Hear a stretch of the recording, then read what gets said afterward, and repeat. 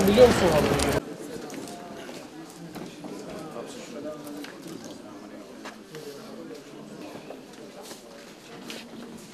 Sayın Bakanım.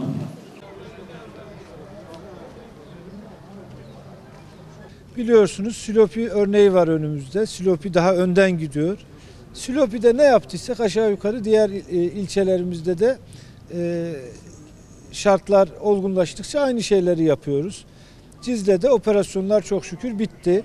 Cizre'de artık o sorunumuz yok. Daha güvenlikli bir ortam oluşmuş durumda. Burada tabii tahrip olmuş, çeşitli derecelerde zarar görmüş yapılarımız var. Bunlarla ilgili zarar tespit çalışmalarımız tamamlandı Cizre'de. Bunun için de çok yoğun bir gayret sarf ettik. Şimdi belli bir düzeye kadar 10.000 liraya kadar olan zararları hızlı bir şekilde karşılayacağız. Daha üstündeki zararlarla ilgili olarak da bizim prensip olarak arzu ettiğimiz konut üreterek bunu karşılamak.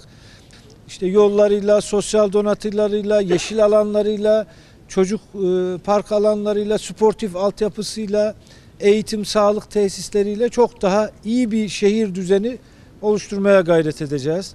Maalesef Cizre çok bu anlamda sıkıntılı bir durumda. Yani bu hadiseler olmasaydı bile Cizre'ye mutlaka bu anlamda bir müdahale gerekiyordu.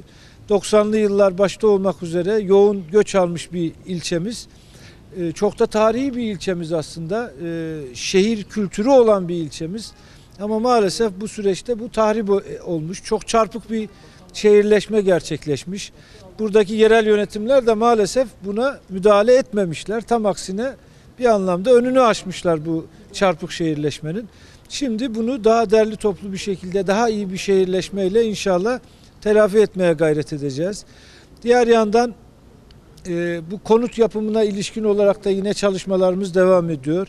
İmar planlarında konut alanı olarak tespit edilen yerler veya daha farklı tespit edebileceğimiz rezerv alanlarda bu çalışmaları da sürdüreceğiz.